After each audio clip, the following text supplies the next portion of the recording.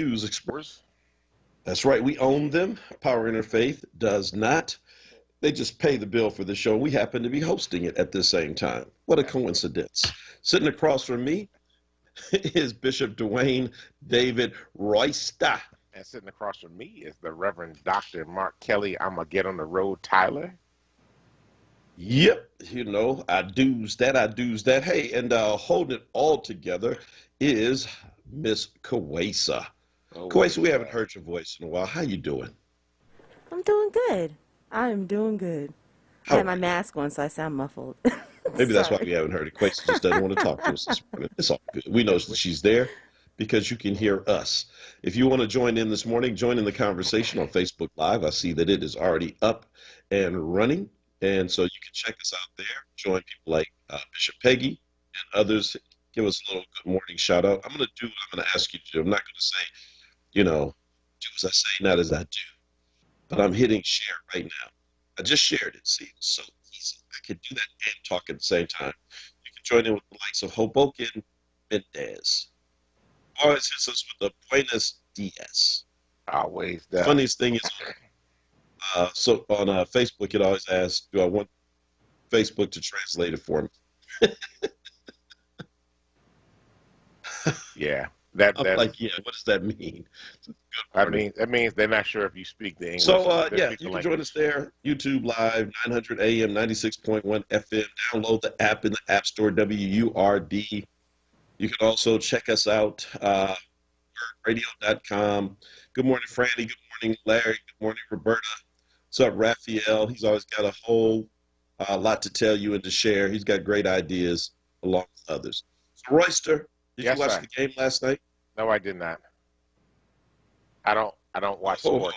I just lost my audio. Yeah, so you asked me about the game last night, so let me just go ahead and offer my treatise on sports. So politics is my sport. I do not watch sports. I do not participate. Well, I play them, but I do not watch them. I do not participate in the unfettered capitalism that is professional sports playing, which is basically a plantation system for folk, whether it's NBA or the football league or baseball, because I can't imagine paying large sums of money to support a team that is not necessarily doing anything for me. So I don't participate in sports. Like I just don't. I don't watch. I don't do. I know you and I disagree on this. We go back and forth about this all the time. I just don't do sports. Politics is my sport. It actually has an impact in the real world. I mean, capitalism and sports. Come on now. What? I mean, what? Like all amateur sports. I mean, you have to go like all the way there. Okay, you're right. I do watch sports. I watch sumo wrestling. I watch Japanese sumo wrestling. I have a deep appreciation for sumo wrestling. I really do. I'm beginning to deeply regret I even asked the question. Why are you regretting to ask the question? Yes, I watch sumo. I have a deep appreciation. Matter of fact, the November Boss show is going on in Japan right now. In the country, in sumo, they have big national matches every other month, every other odd month. And so the last one for 2020 is happening right now. They actually canceled one this year because of COVID-19. But because Japan has gotten good control of COVID-19, they've actually reduced it. They're actually having about 75% capacity at their stadiums now for the sumo wrestling. And all the Yokozuna are out this particular tournament. I think we're going to see some changes in that going into 2021. So the Ozeki rank, which is the second highest rank, and actually there were 3 Ozeki. There's only 1 left in the tournament now. So it's actually rather exciting to watch. I watch it on YouTube every day, NHK, which is the Japanese station that plays it over here. You can catch it in the middle of the night. So, yes, I do watch a sport. Wow. Oh, man. That just went like totally in a direction I wasn't expecting. I mean, seriously. I'm a blurred. I'm a black nerd. That is the expression, and I own it. That's the kind of stuff I'm into. So, wow. Anyway. Ed, Andre, Viola, Peggy, Terrell, how many of you out there? I just want to know how many people out there watching us right now watch sumo. I just want to know. Okay, that's going to be you and a couple other people. Bernita, are you a big sumo wrestling fan? I'm not sure, but yeah, they'll let us know in just a moment. Well, let me just say that's like amazing. Didn't realize that, but my point in bringing that up is as we as we look to lay out kind of the big stories for this morning, things that you need to know for the day. Last night, the Chicago Bears played Minnesota. Uh-huh. And of note, one Mr. Nicholas Foles, who Philadelphia folk will know very well, AKA the Philly Special and all of that good stuff, went out with a really bad injury. Looked like he messed up his hip. I'm not sure. They didn't really say at the time. That's what it looked like to me. Now, Nick Foles was filling in for Mitch Trubisky, so that made Nick the second string quarterback. They brought in the third string person who some guy I never heard of, Tyler Bray. And that's kind of, you look at Dallas, the same thing with Dak Prescott going out and over and over and over. Where I'm going with this is that, we continue to ask the question whenever quarterbacks go out and then they get through their second string and now they're playing third string quarterbacks, which means they're going to have to go out and bring in another two quarterbacks in case that guy goes out and to have a backup and a backup. When does Kaepernick ever get consideration? That's a Now, good question. I find it interesting. Well, right. So here's what hit me last night. On the back of the little strip on the back of the helmet, where it typically has, the brand name of the manufacturer of the helmet or some other kind of branding. One of the white players on the Bears, his strip said, and it could have been the entire team, but I only saw his up close, said Breonna Taylor. Wow. Wow. So they're repping Breonna Taylor, right? Roger Goodell, the commissioner for the league, has admitted that they made a mistake with Kaepernick and that they missed their moment. Everybody in the NFL now acknowledges it was wrong. It's all kumbaya. And I'm saying, well, does the apology mean anything? Do the names on the shirts and on the jerseys and on the helmets and armbands and patches, do they mean anything if there is not some real change in the behavior that says, Kaepernick, not only were we wrong, but bruh, come on and play for our team? What are they afraid? I mean, I don't understand this moment, and it's really frustrating. And I'm saying, just take all the stuff off. If you're not going to be 100% there, then let's not say Breonna Taylor's name on your uniforms. That's right. Well, let me just say that, not that I've really been following this, but I think the Eagles are looking for a quarterback. Well, let me just say of the Eagles, if there was ever a good thing that came out of COVID-19, and there are very few, but if there was ever a good thing, and again, I'm not trying to make light of COVID-19, but if there was a good thing, it is perhaps that this new ban that was announced yesterday in Philadelphia says you cannot go to Eagle games. That's right. Hopefully they can say it to the entire team. Yeah, yeah. So, I mean, let's switch gears to that for a minute. So yesterday, well, actually beginning on Friday, there are new restrictions that are put in place in Philadelphia with regard to COVID-19 because the numbers are rising, unfortunately, at a very accelerated rate. Currently, we are up to, we will be closing indoor dining. Gyms will be closing. There are no more gatherings of 10 persons indoors, no more than 100 people outdoors, even if there's social distancing. And that is until January 1 of 2021 at this point, in an effort to try to curb the growth and development of COVID-19 in the Pennsylvania area. Now, these are only applying to Philadelphia right now. Actually, the state has also ordered all high schools and colleges to go virtual. So that there's no in-person classes, but elementary and middle schools and daycare centers are still open at this point in time. So we are moving in unfortunately, in a bad direction with COVID-19. Just a reminder to folks, wear a face mask, please. Hand sanitizer, please. Make sure that you are, social distancing, please. And they're actually, the health commissioner and the state secretary of health are both asking that folk just have Thanksgiving dinner with their immediate family that live in the same house, and let's not go house hopping this year. So a lot going on with that. Yeah, well, again, the big concern is community spread. That's what Yep. they're calling it. And Yep. you continue to hear these small events where just a handful of people get together. And, I mean, people are trying their best to be responsible. It's got to be tough, especially for persons who are single or very small families and just, after months of really staying away from one another, the mental fatigue that comes with it. And I think we all recognize now that that is absolutely very real. Right. And so, I've heard stories of just literally like less than 10 people getting together, nobody having symptoms, everybody's fine. And then 2 weeks later, they discover somebody was sick in the group, and now everybody is sick and they've gotten other people sick. And that's pretty much how this is spreading right now. We're very close to a vaccine. Moderna came out yesterday, right. In addition to Pfizer, saying that they've got like 94.5% success rate, which awesome. Which is pretty high. But again, we all recognize that it's not going to be an overnight thing when the vaccine starts rolling out. They're going to roll it out in a way, as we talked yesterday, that deals with first responders and people who have to take care of the sick, and then the most sick and the most vulnerable. So by the time it comes down to just the generally healthy public, we're talking another 8-9 months from now, possibly. Now, it could be sooner. As a side note, I'm sure Donald Trump is probably saying, I kept saying this during the campaign, that we were right around the corner with the vaccine. And you know what? You were right. The problem is you lie so much.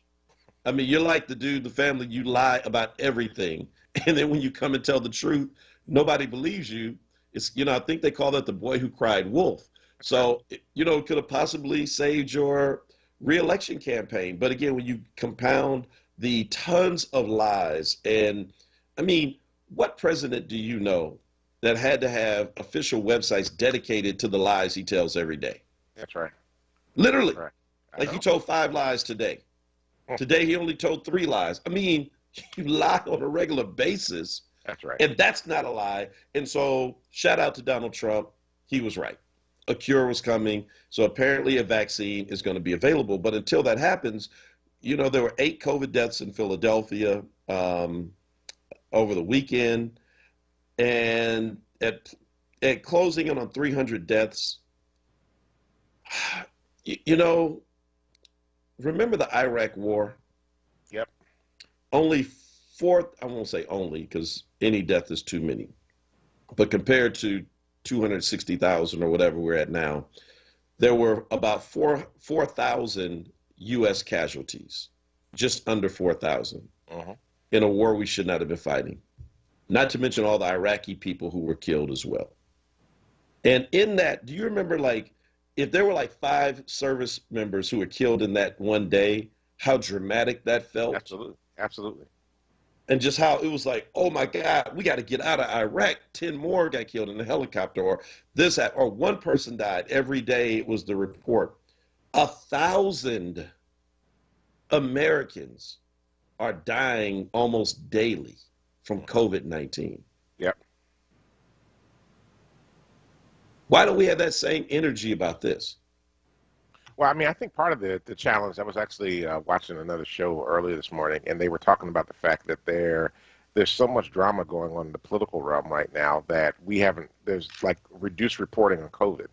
And then, like you said earlier, the people have COVID fatigue, which has actually become a mental health disorder. And people are suffering from post-traumatic stress disorder as well. So people are also turning off the news and turning off stations that they hear this being talked about over and over again because they're being overwhelmed at this point in time. And of course, a lot of news vehicles are also money-making vehicles. And so if people are turning off, then they need to cut back on the coverage so that people will tune back in and watch the advertisers that are there. So I think there's a lot of different reasons that this is happening. And I think most of it, people are just tired of it. I think they also felt very comfortable coming out of the summer when we had the people were out and about, the numbers dropped. But part of the reason the numbers dropped was because people were out and about and they were able to get out and do some of the things that they need to do. It's interesting. The worst places for COVID-19 right now, the first and the third, are North Dakota and South Dakota. Mm-hmm. The rate of infection in North Dakota and South Dakota are the highest in the world. They actually take out many countries in terms of the infection rate. Part of that is they got colder faster than other places in the world did. People started going indoors. But the other piece of it is that at least in one of the states, the Republican governor there has no mask mandate, no nothing. And as a Trumper who kind of believes that this is, this whole thing is kind of fake. I think, we saw the story yesterday of a nurse who was taking care of people, Trumpers that were in the hospital, who said they didn't have COVID-19, they must have something else, and that they were yelling and screaming and telling people to stop treating them away, telling the nurses and doctors to take off their masks, they don't have COVID-19, until they got intubated. And I think that this is a real challenge, right? We going back to what you talked about, so much disinformation, so much confusion about what people actually believe, and the fact that there's basically 70 million people in this country that believe everything that comes out of the White House, I shouldn't say the White House, comes out of Donald Trump's mouth, that we have folk that are actually thwarting the efforts of us to be able to address this pandemic because they actually believe the lies that they've been told. Oh, boy. And on that note, we've got to take a break. I mean, yeah, I'm talking about COVID fatigue. Yeah, and I mean, again, Bernita agrees with you. She says it starts with the leadership. Absolutely. All right, we got to take a quick break. When we come back, we'll continue this conversation, talk a little bit about the Georgia Senate races, and they found some ballots down there, 2,600, like that weren't counted. It's not enough to change the outcome, but that's disturbing. And then if we have time, got to talk about Kenyatta Johnson, city council member, who said that it's time for us to create a black agenda led by black folk. Okay. Really? Yeah, never heard that before. Got to take a break. We'll be right back. Do you have a K-12 student who does not have reliable internet at home? PHL Connected is here to provide eligible students with free high-speed internet to make sure they always stay connected to digital learning. Dial 211 and press 1 to ask questions and get connected today for free. The hotline is open 24 hours a day, 7 days a week, so call anytime. That's 211 to get your student PHL connected today. Solutions on WURD. Hosted by Dwayne Royster and Amadi Braxton. Solutions on WURD. Exploring solutions to national, state, and local issues through the lens of race and gender. Solutions on WURD. Fridays 5 p.m. till 7 p.m. exclusively on WURD Radio, 96.1 FM and 900 AM WURD. Solutions is sponsored by Power Interfaith Movement, working towards life, liberty, and democracy for all. In Pennsylvania, it's now illegal to sell tobacco products, including cigarettes, cigars, chewing tobacco, vapes, or electronic cigarettes to anyone under 21. Stores can get fined up to $1,000 for selling tobacco to someone who is underage. Know the law. Check IDs. Post your retailer license. Make sure only employees have access to tobacco products, and only sell tobacco products to customers aged 21 and older. Paid for with Pennsylvania taxpayer dollars. Want the latest in WURD swag? Check out the shop tab on WURDradio.com. Hoodies, tees, and more in a variety of colors. The shop tab on WURDradio.com. Show the world that you're all about black. Talk media. Now, a traffic update on WURD Radio. Good morning. Not a bad start here in the Philadelphia area as we move on early this Tuesday morning. Southbound 95, building a bit. Cottman down through Bridge through construction. Again, Allegheny through Girard. Northbound looks pretty good. Westbound Vine Expressway, Lake Parkway through the Schuylkill Expressway. Schuylkill westbound University through the Vine Expressway. A little slow through that construction zone. Eastbound 76, no problems. PA Turnpike and the Blue Route 476, both in pretty good shape this morning. 42, 55, 295. So far, so good in South Jersey. For more traffic information, log on to SIGAlert.com. Jim Bachman with your Philadelphia area traffic. You're listening to WURD Radio, 96.1 FM and 900 AM WURD, independent black media. Welcome back to the Power Hour with Mark Kelly Tyler and Dwayne David Royster. We come to you Monday through Fridays from 6 a.m. to 7 a.m. to bring you the latest in news, happenings around Philadelphia, and, of course, our opinions. And trust me, we have plenty of those. Hey, so wait a minute. Before you say anything, I just noticed that the First Lady of Mother Bethel AME Church put a note on here that says Happy Alphaversary. So is the day your Alphaversary? I literally was about to say something about that before we got into something deeper. Yes. So thank you, Leslie. Yes. Yeah. Today is the day I went over 33 years ago in the frat. And it's really interesting because I didn't realize this until much later. You know, our chapter took us over on the anniversary of Omega Sci-Fi. Oh, wow. So my timeline every year this time, filled with cues. it's like purple and gold every freaking where. I mean, it's like every Omega I know. First of all, they can't do anything subtle. So that's the first thing. So every Omega I know has like 1,000 purple and gold pictures up on their Facebook wall. And here I am, born into Alpha on this day. So to my big brothers of Alpha Phi chapter of Alpha Phi Alpha Fraternity Incorporated, Clark College at the time, now CAU, thank you very much. You could have waited a day, or you could have done it a day early. Maybe nobody was paying attention, but I just want you to know I don't appreciate it. Well, let me just say, so this show is actually a Greek show. So you're an Alpha, I'm an Iota, and Coesa is a Sigma Gamma Rho. So happy anniversary to you. Hey, Coesa, where did you pledge? I actually had went over a grad chapter, so Epsilon Zeta, okay. yeah, Epsilon Zeta Sigma. Of course, I was interested when I was at Hampton University, but there were some things going on, line dropped and all that fun stuff. So, but I still made it through on the other side. All right. Hey, Yeah. We know about that. Some of us almost didn't make it through. Right? Look. I pledged by myself. All right. Everybody got line sisters, line brothers. I don't want to hear it. I pledged by myself in a land that was full of iotas. It was crazy. I got pictures. I have to show you the pictures sometime about how I looked when I started pledging and how I looked when I finished pledging. Big difference.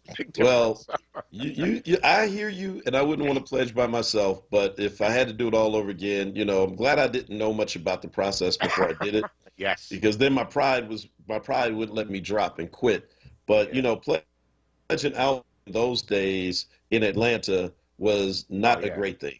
Next door to us was Morehouse. So in our chapter, we were like 30 guys at Morehouse, 30 at Morris Brown, yep. 20 or 30 at Emory, Georgia State, Georgia Tech, UGA, Tuskegee. Man, listen, let me tell you, there was so much, there was a sea of black and gold. I know the night we came out, we disappeared into in front of all these people who were out there looking, and the unspeakable things that happened to us in public that nobody even saw because of the throng of black and gold. By the time that introduction happened, I was thinking to myself, like, boy, you made a big mistake. Yeah. So on this day, 33 years ago, I was celebrating and saying, thank you, Lord, never again. Speaking of, yeah.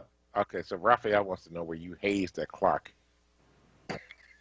I will not comment. You think I'm gonna come on here and put all my business out there like that, Raphael? But you know me better by now. I literally just said unspeakable things. Therefore, they are unspeakable. That's right. And Keon Garreau's out there, he's a member of Kappa Alpha Psi, Pastor Keon Garreau. Good morning. And it looks like Craig Williams is Kappa as well. Deborah Blanks out there is Delta Sigma Theta. We got a bunch of Greeks. If you're a Greek out there, would you go ahead and drop your fraternity sorority in there as we celebrate Dr. Tyler's Alphaversary? We just want to shout out all the D9 organizations that are out there to let us know that you are here this morning. All right.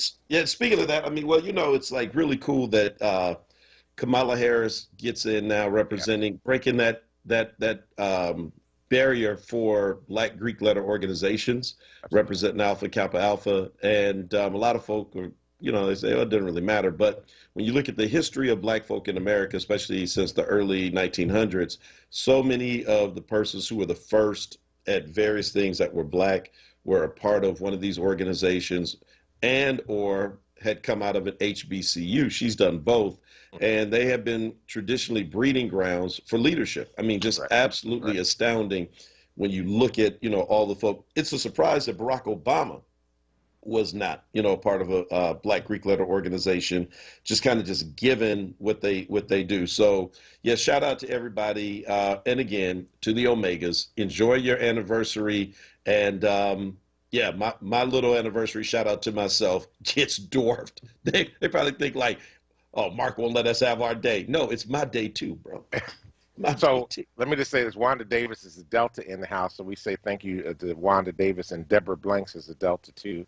So good seeing y'all out there as well. We just want to appreciate all y'all that took the time out of your schedules to pledge and to recognize that we grow stronger together. And that although we all had some fun at each other's expense when we were in college, the fact that we can all pull together now and help make for a better city, state, country, world, deeply appreciate that. Well, speaking of that, it would be, so I'm wondering, okay, there we go. I couldn't get my, having a problem with my comments, so I can't find those. So anyway, I'm interested to see who Biden is going to, the first black woman that he puts on his transition team. So I'm sorry, on his permanent team through the transition. So he's announced his chief of staff. Yeah.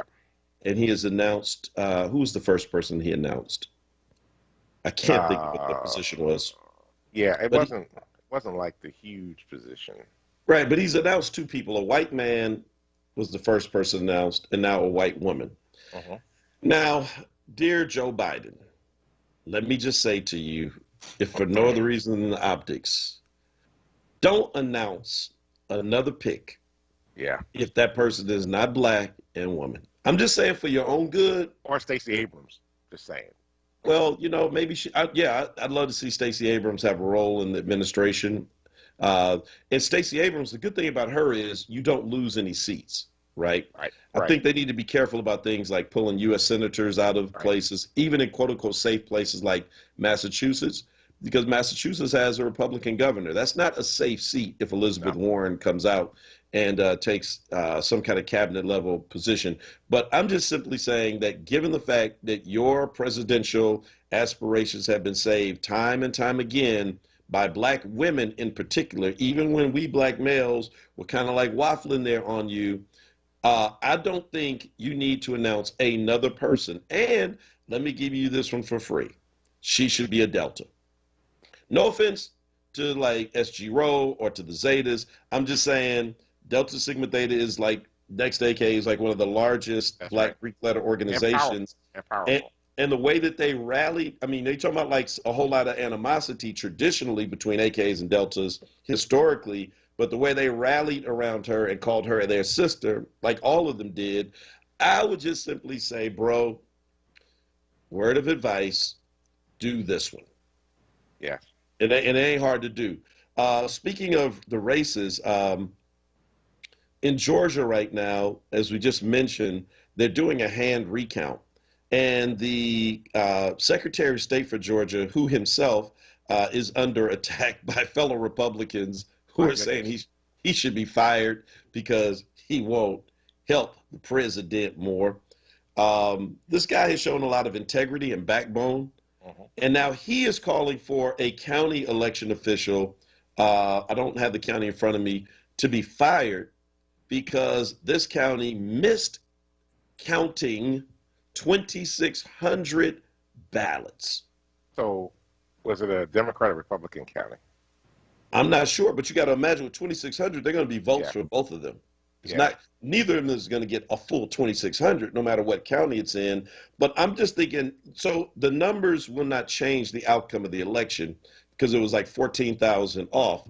But the idea that you could lose somebody's ballot. When I sent my ballot in, I had the assurance and the hope that it would be counted. Right.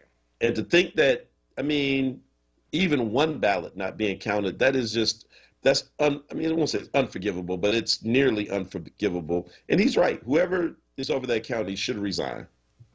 So, first of all, let me just give a shout out to the Secretary of State of Georgia, right? He's Republican. And I got to shout out him and people like Al Smith, who's the Republican Philadelphia City Commissioner.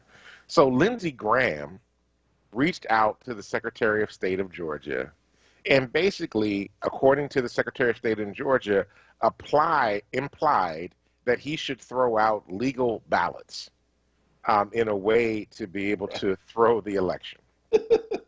So the Secretary of State gets on the national news and basically is like, Lindsey Graham is trying to pressure me to throw out legal ballots. And said what Lindsey Graham said.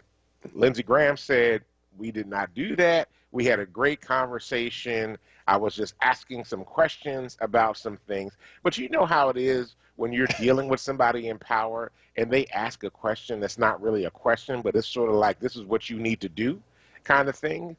So Lindsey Graham, who hated Donald Trump, now basically follows behind Donald Trump as a sycophant, right, is now like trying to get Georgia to switch back. I guess maybe he's afraid of the fallout from Trump because Georgia went towards Biden. But I just think that it is absolutely incredible the lengths to which these Republicans have absolutely no intent. They're the Republicans that are in leadership in state election offices who are doing good, solid work. And they are making sure that the election has integrity. And then there are these elected officials who are acting out. Now, the two Republican candidates for Senate in Georgia called for the Secretary of State to be fired as well. Donald Trump went after Al Smith, who is the Republican commissioner here in the city of Philadelphia, and called him a rhino, which means Republican in name only. It's an insult to Republicans to get that. And yet there are other Republican officials, there are about 4 different states, where the secretaries of state have come under fire from the Trump administration and other Republican leaders because they will not change votes to serve Donald Trump. And I just think, how are you going to eat your own like that? Well, so here's the thing with the Lindsey Graham, which is, your boy lost. Among all people that he is not going to win and that nothing that you do is going to turn this around. Right. At this point, there's no advantage to doing this. I just don't understand how somebody, man, you look at Lindsey Graham, you look at Rudy Giuliani, you look at some of these people that, though you vehemently disagreed with them in the past about positions, but you had some measure of respect for. You think Lindsey Graham back in the days with McCain, you think Rudy Giuliani during 9/11 being like a rock and pulling that city through. And just it's something about Trump that just, oh my God, man. I mean, you have thrown your entire character away and you continue to go lower, even when there is nothing this man can give you. Can somebody please explain to me the hold that he has over these people? I think they're afraid of his cult following, right? Because they need his votes and support and backing. I mean, I think the other issue is, and just remember, Lindsey Graham is a senator from South Carolina. It is a neighboring state to Georgia, but it is not Georgia. So why is he having a conversation with the Secretary of State in Georgia about the election in Georgia, right? He needs to worry about South Carolina and not worry about what's going on in Georgia. Yeah, I mean, it's not like, again, look, you've done your job, right? So it's like your work is over. You don't have to go to that level. You can actually even publicly say, hey, we want Georgia to do more. But to go to the length of, if it's true, to suggest to an election official that you need to find creative ways to disqualify legal ballots. I mean, man, this is low for Lindsey Graham.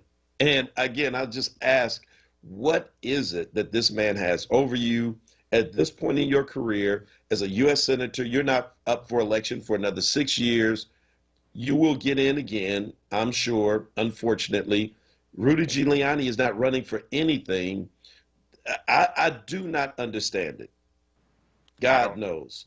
I don't understand it either. And I mean, talking about Rudy Giuliani for a minute, right? So, the big firm that was supporting the Trump team here in Pennsylvania, got out. They quit They quit the tapped case. out. They tapped out. They were like, they want no parts of all this nonsense. And I mean, it was actually funny. One of the I don't know if we talked about this on the show or not, but one of the lawyers was before a judge in Central District of Pennsylvania about one of the cases, and the judge kept asking, "Was there evidence of fraud? Is there evidence that you?" And he was like, "No, no." So, are you saying that the election is fraudulent?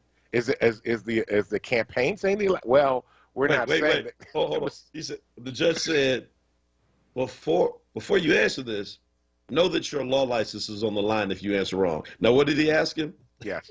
He asked him if, he basically asked him, was there any fraudulent activity that they had evidence of? And he also asked him, did the campaign have everything to basically back this up? And the guy was like, well, no.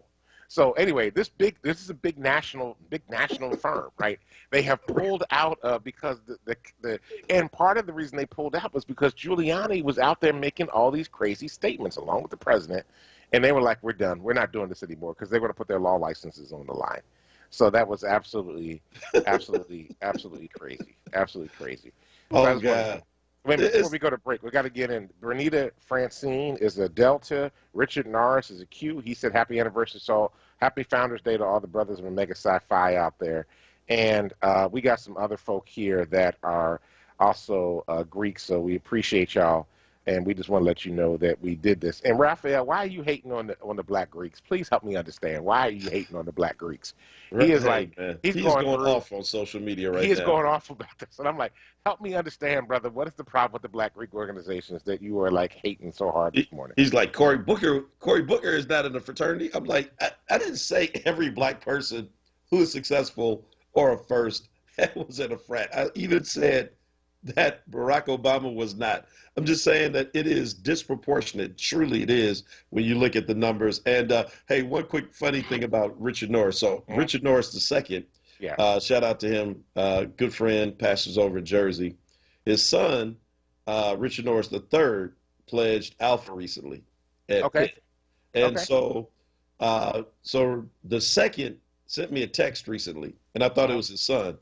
And so I replied like, oh, what's up, frat? He said, yeah, no, not really. I said, my bad, R2.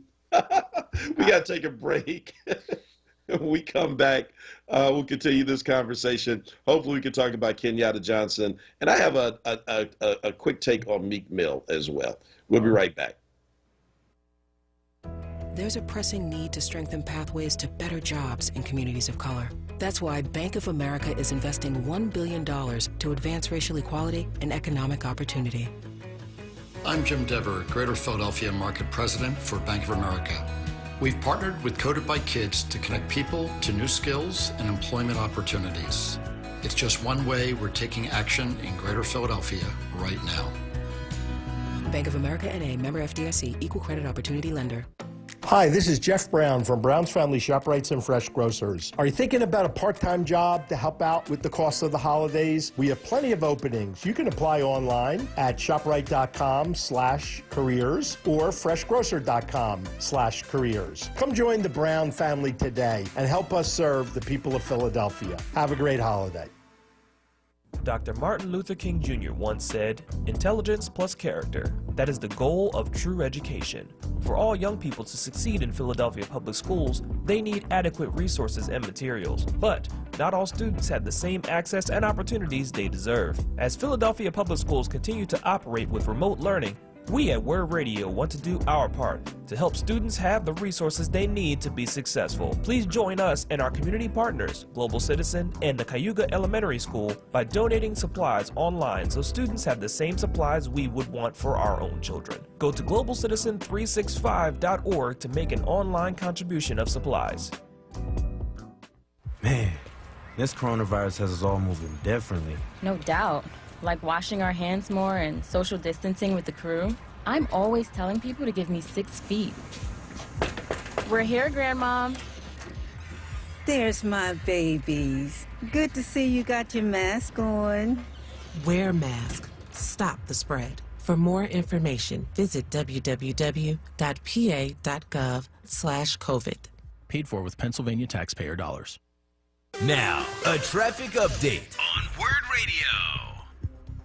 Good morning. This report is sponsored by CVS. Volume getting a bit busy. Southbound 95 this morning from Cottman down through Bridge through Construction. Again, Allegheny through Girard. Northbound, not bad yet. Westbound Vine busy 8th out through Broadigan Parkway through the Schuylkill Expressway. Schuylkill westbound getting Heavy University through the Vine through that work zone. Eastbound side, Montgomery through Girard. Still just like PA Turnpike, Blue Ridge 476. Still looking good this morning. 55 northbound getting a bit busy there from Deptford into 42 now. CVS pharmacists have a proprietary search tool that analyzes ways to help lower your prescription costs. Come in or call today to get a free prescription savings review at CVS. Savings vary. Not all patients eligible for savings. Ask pharmacists for details. For more traffic information, log on to sigalert.com. Jim Bachman with your Philadelphia area traffic. You're listening to WURD Radio, 96.1 FM and 900 AM WURD, independent black media. Welcome back to the Power Hour with Mark Kelly Tyler and Dwayne Royster. Having a good morning so far. Hey, we want to give a chance to get our listeners to call in. Now, look, when you call in, we got to be brief, though, folks. You got to be brief. So 215-634-8065. Again, 215-634-8065 or 1-866-361-0900. All right, Doc, you had a couple things you had. I heard Meek Mill, and then there was something else you said you want to talk about. All right, so first on Meek Mill. I saw something, this got kind of came to me as I was looking at someone's social media feed saying that they want to want people to watch his new documentary. But, you know, I just have a problem with, you know, folk who get bailed out when they're in trouble and then won't stand up with their community when the community needs them for whatever the concern is. I was really disappointed that Meek Mill wouldn't even do just a simple promo around the need to get out to vote. He didn't, you know, I understand, you know, the politics around, you know, picking a candidate. And so I don't think anyone should ever be pressured into doing that because we can't make those kind of calculations for you. But everybody can talk about the need to vote. That's nonpartisan. And that message is going to fall on everyone. And look, clearly, even within the black male community, we know that that did not, you know, definitely mean a vote for Joe Biden. But the fact that he was MIA on this election, and some of us reached out, and I know that group I was working with was not the only one. You know, I remember specifically when his attorneys came to some of us to talk about, you know, well, you know, people, clergy from power, stand with Meek. This is wrong. This is not right. Of course, everybody's like, well, yes, a no-brainer because we don't think anybody should be on perpetual probation. And we think that this has gotten somewhat personal with him and the judge, and not throwing shade on the judge either, but we think that this has gone too far. And yet, again, when the community needs you, especially when young men are talking about not voting, they're not going to listen to us. We're over 50 now. We think we're young. We still feel young. But he is on dirt bikes. He resonates with them. And he should be out there trumpeting the message about the need to vote. And so, and I'm picking on Meek just because that documentary is out on Netflix.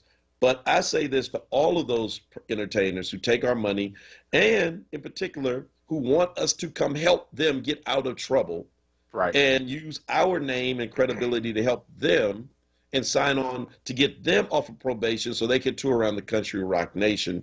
And now the least you can do is, hey, y'all, get out and vote. This is Meek Mill, and you can't do that. I got you. I hear you on that. I mean, I do think that in particular those leaders, I mean, not leaders, but those entertainers that are depending on you know, the public for their support in times of trouble should actually should step up in the game. I mean, it's just like I was talking about the other day, like when the ABC program interviewed Lil Wayne, and they talking about Black Lives Matter. He's like, I don't know what Black Lives Matter is. I don't know what they talking about, but you know, I know I got mine, and that's all this. I'm like, dude, I will never listen to anything you put out again. Not that I ever listen to it anyway, but you know, I will like make sure that you don't make money because you just pimping people, and that's not cool. I got mine. You get yours. Hey, okay, Maurice from Southwest has a Meek Mill take. What's up, Maurice? Well, no, I'm glad you brought Meek Mills up because I've been a Meek Mills hater for a long time when he used to be a young boy in the neighborhood out here in Southwest. Let me tell you something. Meek Mills drug that poor judge through the mud when all she tried to do was help him. You know, he had broke parole violations 4 times before she sent him back on the 5th time. People don't pay attention. They just listen to these fools and think that they're right because they want to talk about they into hip-hop. This man had every chance in the world to do the right thing, and he just kept defying the judge. She was about ready to lose her position when her people told her, hey, look, you got to do something about this guy. But no, like followers that we are, we're sheep. Meek Mills is great. Why do you think white men of power were going to see Meek Mills from the Patriots, from the Sixers? That's so that he couldn't drive the young black vote. He noticed he said nothing about elections at all, kept his mouth shut, and they gave him a couple of dollars and said, listen, man, we'll let a couple of your friends out of jail. But he never made a true statement about really what was going on. And those poor idiots in Chester, they came down to watch him get released from jail, and he didn't even wave him. He ran out, jumped on a helicopter, which has never been done in Pennsylvania, because I used to be a correctional officer, and fly out of the jail with not acknowledge these people taking their kids out of school to see this criminal get released. That's what makes me angry. Thanks, Maurice. Thank you. Thanks for that take, man. Good take. You know, he did get the Donald Trump treatment. My man came with a helicopter from the Sixers and got him out of jail. Wow, really? I was not aware. I was down in D.C. at the time. Oh, no, he came with a chopper, bro. Landed the chopper at the jail. Like, all right, let's roll. Wow. You want to stop and get some food on the way? This thing can go anywhere. Wow. And, I mean, yeah, look, I'm not trying to pile on onto Meek, but I am saying that there is a certain responsibility that we all have. Absolutely. And to whom much is given, much is required. And it was not a big ask for us to say, hey, Meek, would you cut a quick I mean, look, Tobias Harris of the Sixers, new to Philly. So you all, you know, Tobias was like, you heard the commercial on this station. Hey, get out and vote. Police accountability is on the ballot. You know, he's not from Philly, but he plays for the Sixers, understands that he has a platform and is willing to use said platform to try to get people to do the right thing. And, you know, but this idea that somehow you can take and never give, I mean, I just think it's extremely irresponsible. But wait, I hear that. And yet you said something. The notion that you can take and never give, that's Donald Trump. That's why young black men were out there voting for, not all of them, but a lot of them. I mean, there was enough of them that were out there voting for Donald Trump that there was a bump in Pennsylvania, in Philadelphia, so much so that we're now leaning. We become more red as a result of that in Philadelphia, of all places. So I get it. I mean, it's like the image that they are trying to aspire to is not one that is conducive for the empowerment and the betterment of our community in general. Anyway, I'm getting ready to start ranting about gangster rappers again, and I don't want to do that right now. Well, I mean, look, I don't think it's all hip-hop stars, because a lot of them have been credible. But I guess given what hip-hop artists were saying in this election, maybe it's good Meek didn't say anything. Maybe it's good. All right, well, all right, here's one other take on Brother Joe. Brother Joe of South Florida, real quick, because I saw his take on social. Here's the alternate version of that last call. Go ahead, Joe. Good morning, Rev and Bishop. Morning. Listen, you got to encourage George and Maurice to get a podcast. It costs $40, and they can say whatever they want all day. People don't want to hear that crap. Meek Mills got locked up because his first interaction was a setup by dirty cops. They proved that. Those were all the cops that were on the do not testify list. But Rev and Bishop, politics and celebrities won't save the black community. It will be serious brothers like yourself and the Reverend. And, you know, you're looking for guys to be Dick Gregory and Harry Belafonte. Those celebrities don't exist anymore. They're making so much money, so they're not willing to put themselves on the front line. But listen, until we get together economically and spiritually, none of this stuff, politics or nothing else, is going to help black people. All right, All right, Joe. To you guys. Thanks. And quit rubbing it in on Facebook that you're in sunny Florida today talking about it's only going to be 82. Thank you, Joe. Stop it, man. Why you messing with us? Huh? We're going to start broadcasting our show from sunny Florida. but listen, all right, here's where I disagree with you. I agree that black celebrities will not save us. They never have. But black celebrities do have a responsibility and a role to play. None of us individually will save us. Not black preachers, not activists, not organizers, not the business community, not the political class. But when we all pull together, that's what makes the mix. And so we have to have entertainers who are responsible and civic minded. We always have. We've had athletes and others as well. And the higher your platform, the more it is incumbent upon you to speak. There's no black rapper or hip hop star in Philadelphia right now that has the kind of cachet that Meek Mill does with that 18 to 25-year-old black male demographic. And for Meek to have received the benefit of all of us poor, man, Dr. J came out to an event for Meek Mill. Have you ever seen Dr. J at anything political? Ever? I looked up, I said, he looked like they woke him up. He didn't even dress properly. Dr. J came out to a rally for Meek Mill, and I mean, that's the way the city responded. And bro, your response is, I don't get into politics. Negro, please. All Do right. better. All right. Well, on that note, thank you all for joining us here on the Power Hour today. We'll be back tomorrow morning at 6 a.m. to bring you the latest in news, happenings around Philadelphia, and, of course, our opinions. Big shout-out to Quaitha Mathis, Sigma Gamma Rho, who has been holding it down on the boards for us today. Happy Alphaversary again to my friend and colleague, the Reverend Dr. Mark Kelly Tyler.